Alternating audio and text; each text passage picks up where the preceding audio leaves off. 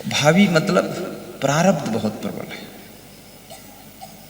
और जब प्रबल प्रारब्ध प्रकट होता है तो आपका प्रयास, आपका पुरुषार्थ, आपका सिटिंग सब फेल हो जाता है, फिर तुम संभाल ना सकोगे और सैकड़ों साल की संभाली हुई व्यवस्था सब धराशायी हो जाएगी। ये प्रबल प्रारब्ध कोई साधारण चीज है। अगर तुम्हारे प्रारब्ध में ही है सब खेल बिगड़ने वाला है तो खेल संभलेगा नहीं। भगवान कृष्ण ने बहुत संभालने की कोशिश किया, लेकिन यदुवंशियों का प्रबल प्रकट प्रारब्ध उदय हो गया तो 56 करोड़ यदुवंशियों का विनाश हो गया। कृष्ण भगवान को जब समाचार मिला तो दुख में डूब गई और फिर ऊपर आ गए दुख से।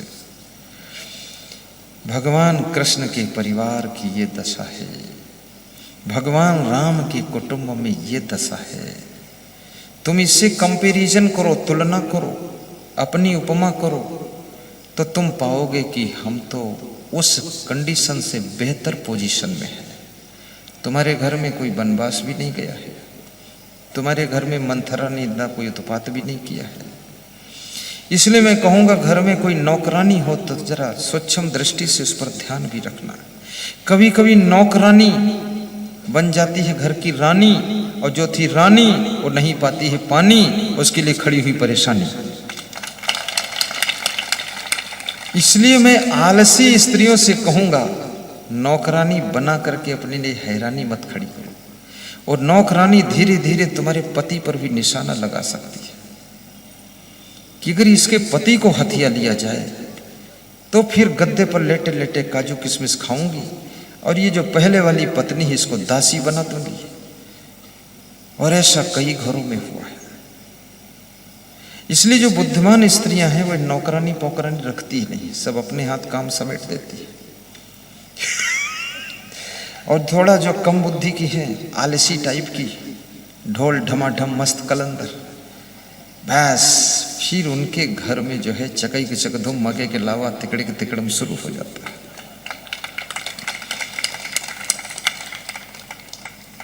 नौकर भी सोच समझ करके रखिए। मैं किसी भी घटना का उदाहरण नहीं दूंगा। कभी कभी नौकर घर का मालिक बन जाता है, और नौकर और पत्नी दोनों दोस्ती करके मालिक को जल्दी मोक्ष गति प्रदान करा देते हैं। और जो घर मालिक इतना असद टाइप का है, बुद्धि नहीं है, खीसे काटता घूमता रहता है, इतना हाई टेक माइंड रखो कि तुम्हारे ब्रेन के सामने अच्छे अच्छे बुद्धिमान भी मात खा जाना चाहिए। इतनी जबरदस्त डीलिंग होनी चाहिए आपकी। और इतनी जबरदस्त डीलिंग करना चाहते हो तो सबसे पहली बात यही है कि दिल खोल करके थोड़ा खुश रहा करो। इससे बुद्धि बहुत अच्छा काम करती है। ये मैं वो लिखी हुई बात नहीं बता रहा हूँ, ये मैं जो करता हूँ वही बात बता रहा हूँ। थोड़ा गहरी नींद सो लिया करो, थोड़ा कम खा लिया करो, और भूखे न रहा करो, छके भी न रहा करो, पानी भी थोड़ा थोड़ा पीते रहा करो। एकदम बाल्टी भर ऊंट जैसे मत पिया करो। कितने लोग तो कादरे गिलासनम तुम न दे और नल की टोटी में मुंह लगाई दी बस हो जी, पूरा बाल्टी भर पी ली ते गए कहा दे पेट में कुछ गड़बड़ है। अब गड़बड़ हुई करी पेट हो कि नांद है, थोड़ा थोड़ा पीना चाहिए। क्योंकि 33% पानी, 33% हवा, 33% भोजन का इसमें स्थान होता पेट में। ज्यादा खा लोगे तो उसमें एयर का स्थान खत्म हो जाएगा।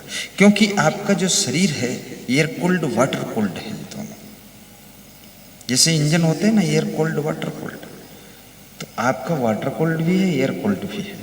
और फिर भोजन करोगे तो भोजन कोल्ड भी है। लेकिन इसका भाग है 33%। आज जब मुझे आना था मंच पर तो मैं सोच रहा था जलपान कुछ नहीं किया हूं शाम को, भूख है तो क्या करूं। तब तक भक्त ले आए तो एक कचौड़ी खा लिया, उससे एनर्जी मिल गई। फिर 2 चम्मच रबड़ी खा लिया, उससे एनर्जी मिल गई, उससे काम चल गया। अब चाहे 6 घंटा प्रवचन करना हो, कोई चिंता की बात नहीं, 6 घंटा। और पैदल भी छोड़ा, दौड़ सको तो दौड़ दिया करो 1 किलोमीटर, और हो सके तो तुम्हारी पत्नी रपटाए और तुम भागो, दोनों की तबीयत ठीक हो जाए। लेकिन लोग देखेंगे तो सोचेंगे पत्नी क्यों रपटा रही, मारे बर रपटा का अपने पति। यानी व्यायाम शरीर का आवश्यक है। और जिस समय भोजन करो थोड़ा शांत रहा करो, चंचलता मत करो, चबा चबा कर खा लो, बहुत देर तक भी मत खाओ, बहुत जल्दी भी मत खाओ। और मन में संतोष भी रखा करो, अपने भाग्य पर भी थोड़ा विश्वास कीजिए और परिश्रम भी कीजिए। परिश्रम करने के बाद भी जब कुछ न मिले तो भाग्य पर संतोष कीजिए। और आज परिश्रम से कुछ नहीं मिला है तो इसका मतलब ये नहीं कल परिश्रम न करो, क्योंकि हर रोज आपके भाग्य का तस्वीर बदलता है। हर घंटे में आपकी किस्मत नया रंग लेकर आती है, हर अवस्था में आपकी तकदीर की लकीर बदलती है। कितने लोगों को बाल अवस्था में बड़ा दुख मिला है। कल एक सज्जन बता रहे थे लखनऊ में अपनी कहानी, आंसू आ गए उनके। कह रहे थे 7 पैकेट पार्ले बिस्कुट और 1 पैकेट 1 किलो का नमकीन साधारण वाला, 1 महीना इतना ही खा करके गुजारा हुई इस लखनऊ में। पेट में भूख है, किसी रिश्तेदार से मांगा नहीं, मोटरसाइकिल में पेट्रोल डालकर कहीं गया, उधर से लौटे तो रास्ते में बंद हो गई मोटरसाइकिल, पेट्रोल खत्म होगा। लोग पूछें का बात पेट्रोल खत्म? बोले पेट्रोल तो अभी डलवाए थे, भरा है लेकिन स्टार्ट नहीं होती, पता नहीं क्या। बोले इज्जत बचाते रहे, मांगे न कोई से नहीं। लोग पूछें भोजन कर लो, भूखे हो? भूखे हो भोजन कर लो, मतलब खाना देना नहीं चाहते। तो शब्द लग गया। तो बोले नहीं हम अभी खा के आज छके। बोले 7 पैकेट बिस्कुट से और 1 किलो नमकीन से 1 महीना गुजार दिया मैंने, भूखे सो जाते थे। आज गुरुवार मेरे पास में लखनऊ में 1000-2000 बीघे जमीन है और 5-6 किलोमीटर एरिया में मेरे से बड़ा किसी के मकान का प्लाट नहीं है। ये है गुरुवार हाल। और गुरुदेव मैं और आगे बढ़ना चाहता हूँ तो मैं आपसे यही कहूँगा तुम मेरे गुरु बन जाओ। मैं अभी गुरु किया भी नहीं हूँ, क्योंकि गुरु के बिना फिर दारू शुरू हो जाएगी। जब आदमी के पास धन आता बुद्धि बिगड़ती है। बुद्धिमान इतना है वो व्यक्ति। बोला एक प्रोग्राम भी दीजिए, नवंबर में कर देता हूँ, 3 चैनलों पर लाइव टेलीकास्ट करा देता हूँ। तो मैंने सोचा फिर तो करोड़ों का खर्च आएगा। बोले 10-5 करोड़ तो यूं ही पड़े रहते हैं गुरुदेव। अब देखिए जो आदमी बाल अवस्था में इतने दुख उठाया है और उसके दुख की कहानी सुनने का किसी के पास टाइम नहीं, क्योंकि सबके पास अपने अपने दुख बहुत है। हर आदमी दुख उठा उठा कर बैठा है और किसी की बीती हुई दुख की कहानी को सुन लो तो उसको थोड़ा तसल्ली होती है। तो मैंने उनकी कहानी सुना 1 घंटे तक। तो मैंने भी सोचा देखो ये क्या प्रारब्ध है। जो व्यक्ति को महीने में खाने को भोजन नहीं मिला है, आज वो व्यक्ति हजारों बीघे भूमि का मालिक बना हुआ है। और जो व्यक्ति धक्का खाया है, आज वो कैसी कैसी गाड़ियों में चल रहा है। तो याद रखना तुम बचपन में यदि कमजोर हो तो ये मत सोचना कि जवानी में भी कमजोर रहूंगा। आपके प्रदेश के जो मुख्यमंत्री योगी आदित्यनाथ जी हैं, ये बहुत गरीब घर के आदमी हैं। इनकी बहन अभी भी फूल बेचती है और उससे जीवन यापन करती है। उसको क्या पता था मेरा भाई मुख्यमंत्री बनेगा, इतना बड़ा गोरखपुर पीठ का महंत बनेगा, सांसद बनेगा। तुम बच्चे को जन्म दे सकते हो, बेटी को जन्म दे सकते हो, तुम किसी लड़की को पत्नी बना सकते हो, किसी लड़के को पति बना सकते हो, लेकिन तुम ये पता नहीं कर सकते हो कि इसकी किस्मत में है क्या, उसकी किस्मत का चमत्कार किस उम्र में होने वाला है। इसलिए कहते हैं किसी को गरीब समझकर, दुखी समझकर, छोटा मकान समझकर आप उससे घृणा मत कीजिए। न जाने किस वक्त उसका भाग्य बदलेगा। देश के प्रधानमंत्री नरेंद्र मोदी बचपन में ट्रेनों में चाय बेचते थे। वास्तव में वो गरीब घर के हैं।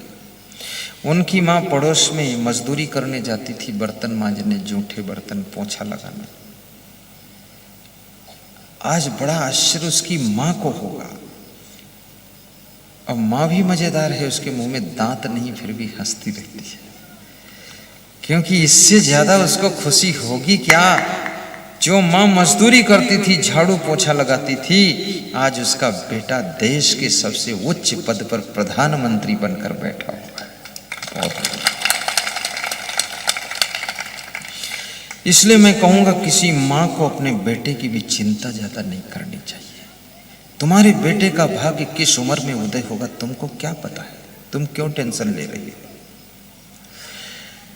तुम्हारी बेटी का भाग्य कब कहां कैसे उदय होगा तुमको मालूम नहीं है।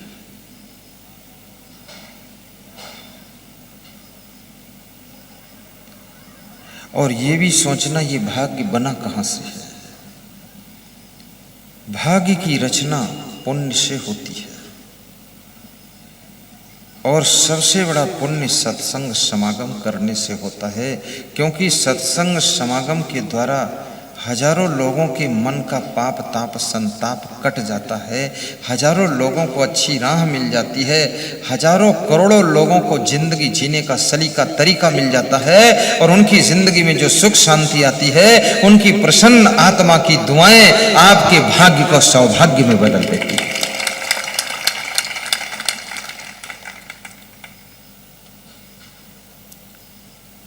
हर्षित वर्मा जी सावधान, किस्मत का सितारा बुलंद है, और कभी कभी बुढ़ापे में किस्मत उदय होती है। तुम बचपन में धक्का खाओगे, जवानी में धक्का खाओगे, बुढ़ापे में बड़े ठाट बाट तुम्हारे होंगे। कोई तुम्हारे घर में पोता के रूप में दिव्य आत्मा का जन्म होगा, कोई पोती के रूप में महान आत्मा का जन्म होगा, कोई बहू के रूप में तुम्हारे घर में ऐसी आत्मा आ जाएगी, जिस दिन से उसके पैर पड़ेंगे उसी दिन से बदलाव प्रारंभ हो जाएगा, परिवर्तन शुरू हो जाएगा। परमहंस रामकृष्ण एक साधारण संत थे। जिस दिन से विवेकानंद के पैर वहां पड़े जाकर के, परमहंस रामकृष्ण को पूरी दुनिया जान गई, और परमहंस रामकृष्ण की मूर्तियां लग गई, मठ बन गए, मंदिर बन गए। याद रखना, कोई जब प्रचंड भाग्यशाली शिष्य भी किसी आश्रम में प्रविष्ट होता है तो उस आश्रम का भी नक्शा बदलना शुरू हो जाता है।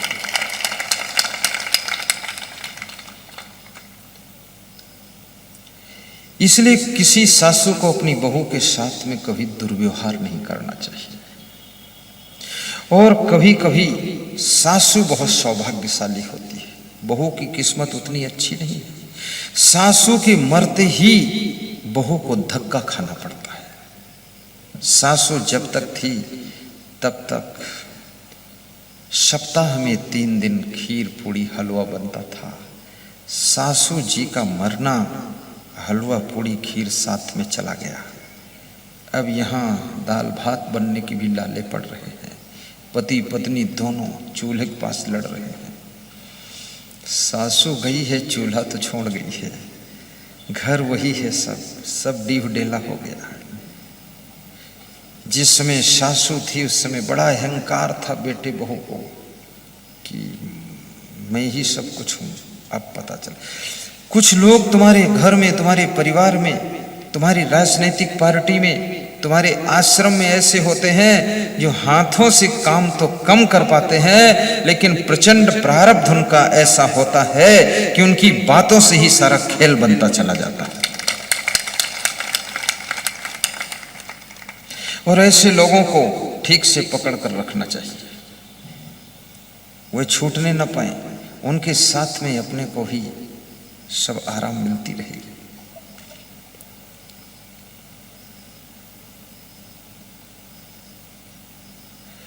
और भाग्य को उदय करना चाहते हो तो थोड़ा दान भी किया करो।